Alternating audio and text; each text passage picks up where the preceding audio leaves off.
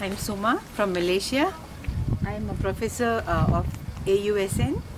I specialize in environmental ethics and bioethics. This is a very beautiful place. At first, when I saw the pictures of Grand Canyon from the internet, I thought that it was a pale brown and nothing else.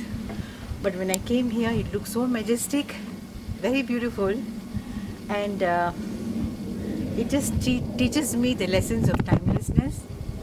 I think there are many hues of colors here which we can't imagine, and children will love this. It is good for us to preserve the environment, and they learn how to love the environment when they come here, because there's a lot of love and peace here. So there is so much of restlessness in children, and we have moved away from environmental education in many of our countries. Some of the children who are from the urban areas have forgotten how the trees feel like, and also the colors of the trees, the plants, the beautiful skies, and the birds. The Grand Canyon has 1,500 plants, species of plants, animals, reptiles, and mammals, and birds. And we hope that children can actually learn the different creation that is there now around us. It is beautiful to preserve and conserve this.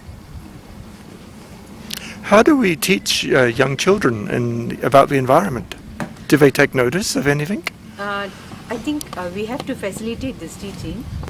Teachers will have to give them very experiential moments with all the different things that you see here. For example, the stones, the trees. They must be able to feel and smell nature, and also see the birds.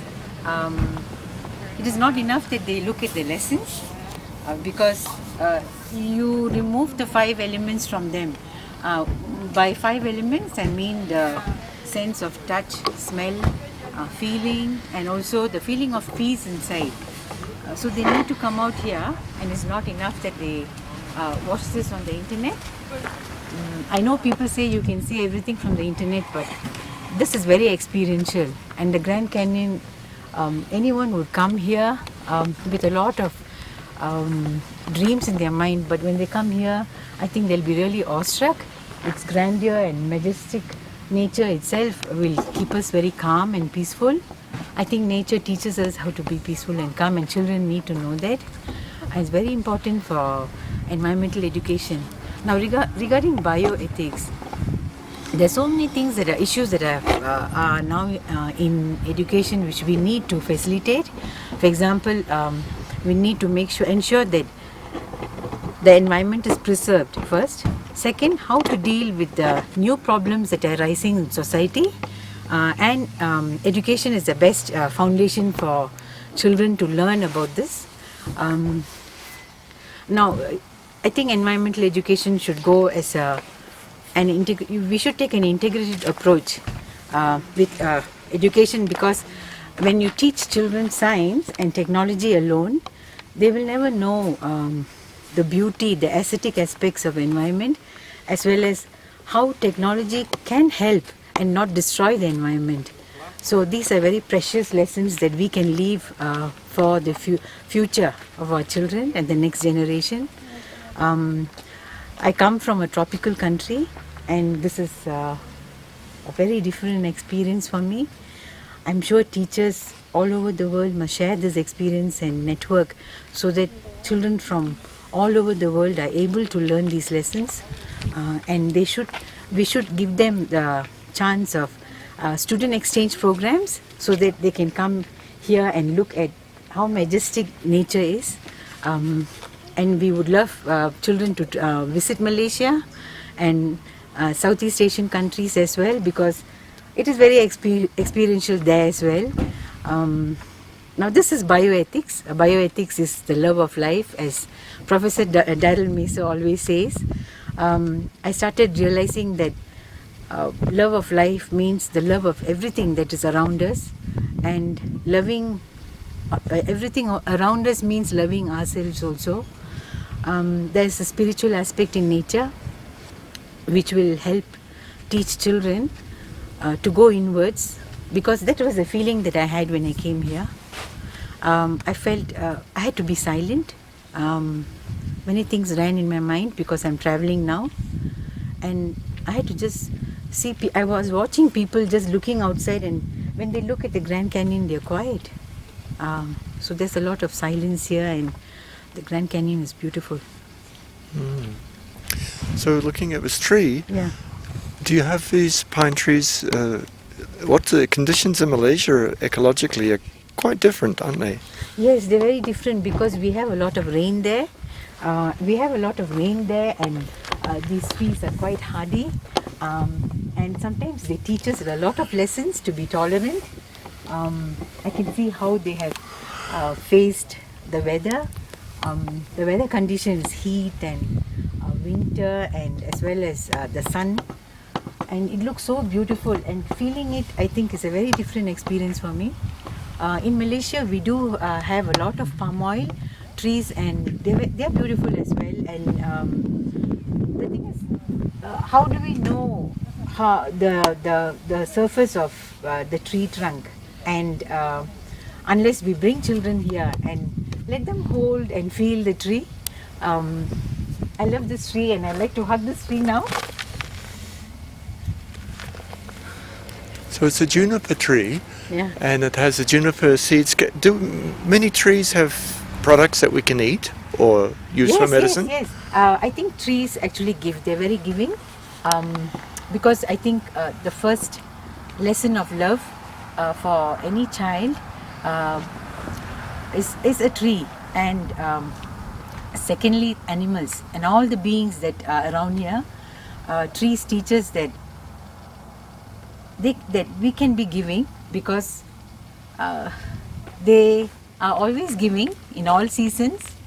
You can cut the tree, you can make homes, you can build bridges, you can have a boat, and I find that this is something that I've learned in environmental education. And children, once they know the nature of giving and how nature actually gives without holding back, it would be a very good experience for them. I see. And we also saw some birds here. The types of birds in Arizona must be different to Malaysia. Yes, Yeah. I saw some big birds, and they're very beautiful. I think I saw some eagles. Were they eagles? Yes. Eagles? I saw them flying across the Grand Canyon in the documentary here, and I'm just thinking, I wish I could see a bird fly here now. It looked like the bird could conquer everything, and I just thought to myself, I would be able to conquer all my troubles. Look at the bird flying high up in the Grand Canyon and flying low, and then the colors of the Grand Canyon, because of the sunlight and the shades the hues that we see during different seasons. It was really wonderful. So how do you teach the question of dietary restrictions? So in some religions we shouldn't eat certain foods or animals, and others we can. Yet are we made to eat everything? What do you think? I think trees always produce food for us, and we can eat, but we have to be very careful, because different seasons have different kinds of trees, and many of the trees are not being preserved anymore. We are cutting down trees, so the food supply is becoming less, and I think they should be preserved. So we need to regain the knowledge, the traditional knowledge, the indigenous tribes, as well as from our ancestors and books. Children will have to be exposed to this kind of knowledge of traditional medicines, which we have lost now. We have also lost understanding when trees grow and how much we can take from trees and plants. And what about animals? The same thing with animals. I think we shouldn't destroy their habitat, because animals need to be around us.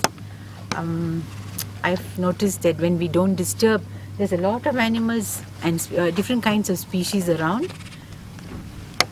So once we destroy their habitat, we will never have them anymore.